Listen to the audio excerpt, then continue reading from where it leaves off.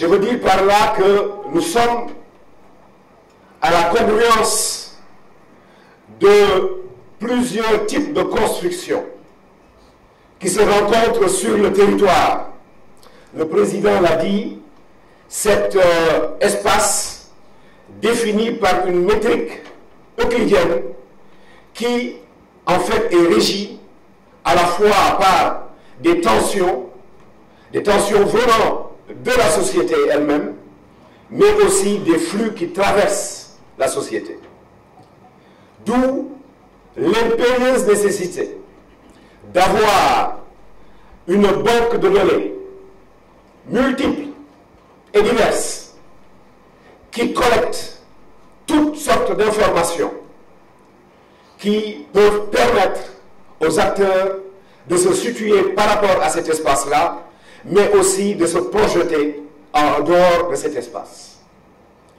Je veux dire par là que la construction numérique de l'espace ou des territoires appelle à une ouverture des territoires, appelle à ce que les médecins appellent la phagocytose ou les biologistes des territoires par certainement des concepts venus d'ailleurs, mais qui peuvent permettre de poser un pied après l'autre. Je reprends la parabole du professeur Cissé. Cela signifie quoi réellement? Quoi pratiquement? Cela signifie que nous sommes en face au Sénégal d'une construction qui ne vient que de commencer.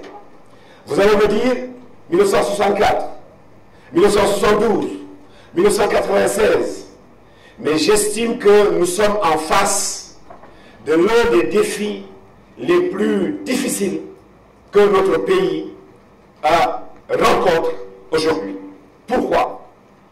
Parce que ces deux modèles que j'avais évoqués tantôt, la déconcentration et la décentralisation, on est arrivé à un niveau tel que la société civile, ou tout simplement la société des hommes, a atteint un niveau de conscience tel que nul politique ne pourrait faire fi de la participation de cette société.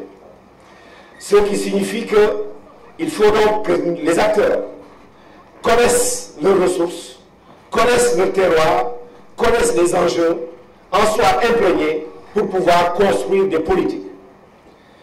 Et comment, et c'est là la difficulté que rencontre le Haut Conseil des collectivités territoriales, comment mettre au même niveau la commune qui a un budget d'une 50aine de millions, mais qui a une volonté de développement, de construction évaluée à plusieurs milliards. Comment mettre en face une commune qui a les moyens, semble-t-il, de construction de son développement, mais qui n'a pas encore la masse critique en ressources humaines? Comment donc il faut concilier ces communes-là qui font partie d'un même ensemble pour ne pas créer un Sénégal fractionné, un Sénégal où la différenciation ou la différence ferait loi entre les communes qui sont pauvres et les communes qui sont riches. Parce que la construction à laquelle nous appelle l'acte 3 de la décentralisation, c'est en fait à partir des territoires, à partir de leur viabilité, à partir de leur définition ou des définitions de leur niveau de compétitivité, de créer donc des espaces qui sont développés, mais bien ancrés dans la durabilité. Je remercie le professeur Cissé parce que c'est un juriste éminent qui a abordé ces questions, qui nous traversent quotidiennement.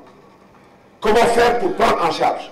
Je crois que ce colloque est un temps fort, mais aussi un moment qui nous permet de partager, d'échanger entre scientifique, mais aussi entre les acteurs qui sont ici, qui sont des hauts conseillers, qui sont des maires, qui sont des conseillers municipaux. Voilà ce que je pouvais apporter comme première analyse, en vous priant de m'excuser parce que j'ai une voix éraillée, mais je pense que nous pouvons, avec les questions, s'il y en a, aller plus loin. Je vous remercie.